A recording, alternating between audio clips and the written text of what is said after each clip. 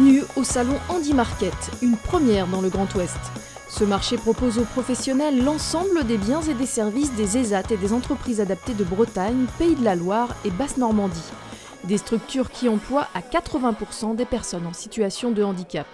L'esprit, c'est vraiment de faire connaître l'ensemble des compétences développées par le secteur adapté et protégé du Grand Ouest. C'est de changer le regard, c'est savoir que ces structures-là ne font pas que de l'entretien des espaces verts, ça on le sait, on connaît leurs compétences dans ce secteur-là et c'est de montrer qu'ils ont investi tous les secteurs d'activité économique, qu'ils en investiront d'autres demain et qu'ils sont en perpétuelle mutation.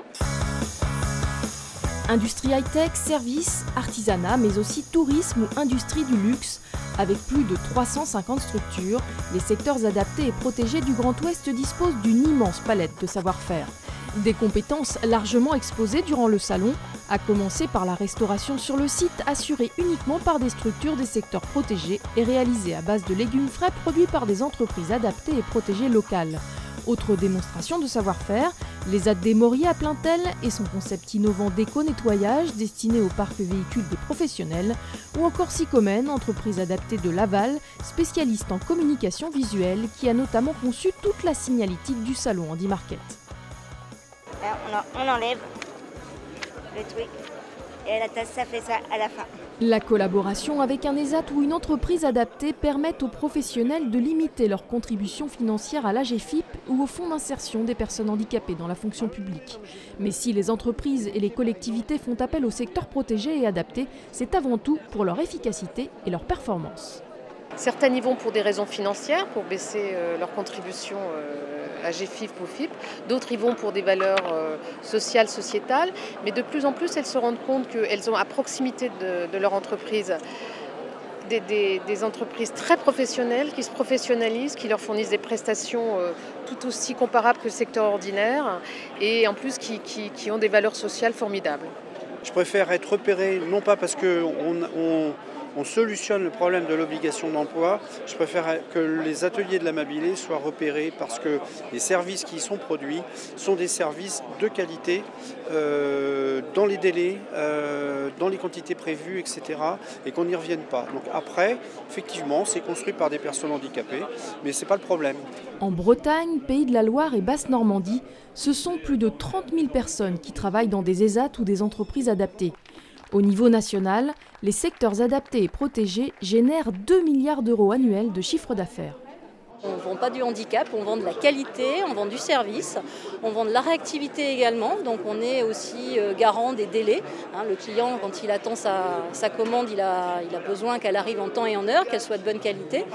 Donc voilà, on garantit tout ça. La plus grande réticence souvent, c'est la méconnaissance, c'est-à-dire qu'on ne se connaît pas.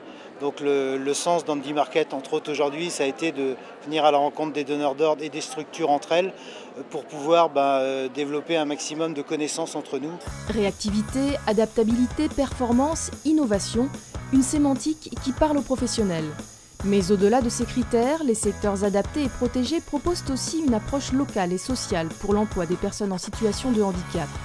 Et pour un professionnel, le partenariat avec ces secteurs constitue une réponse pertinente à la démarche RSE d'entreprise d'un point de vue social et écologique. On considère les ESAT et les entreprises adaptées comme des entreprises à part entière, mais qui ont en plus une action d'intérêt général envers les personnes en situation de handicap et surtout envers la création d'emplois. Et donc elles défendent finalement un modèle économique qui correspond aussi à la vision de l'économie que l'on souhaite défendre pour notre territoire. Ça crée de l'emploi. Les entreprises adaptées, ça participe vraiment à l'inclusion des personnes sur les territoires parce que ça permet aux personnes de se professionnaliser avec des plateaux techniques. Et puis plus de 90% des gens qui sont en EA sont en CDI. C'est de l'emploi durable qui permet aux gens de s'installer sur un bassin de vie et de vivre leur vie. Handy Market est le résultat d'un partenariat entre les réseaux associatifs et des entreprises comme le groupe La Poste ou la SNCF, mais aussi des collectivités locales comme Rennes Métropole ou la ville de Rennes. Du hall d'exposition aux conférences ateliers, en passant par le café des affaires et l'espace B2B dédié au rendez-vous d'affaires, tout est fait pour favoriser une relation professionnelle de qualité. Avec 600 visiteurs, cette première édition du salon Handy Market dépasse largement ses objectifs. Un succès qui ouvre de belles perspectives.